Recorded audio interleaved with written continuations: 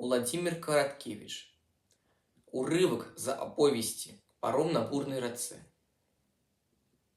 Рака шалела. Низовые порывы вятрыски расколыхали вялікія, урост чалавека хвалі. Яны каціліся супраць плыні, шоргаючы белымі грабяніцамі.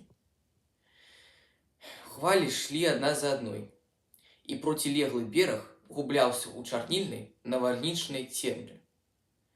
Але адтуль, са змроку, далятаў усхваляваны нізкі гук вады. Рака таўклася ў берагі, хочучы вырвацца з іх. Праз пляму святла на вадзе схлізгануў па хвалях дзіравы кошык. Потым цэлае дрэва, яблыня, вымытае з карэннем. Дзіўна было бачыць на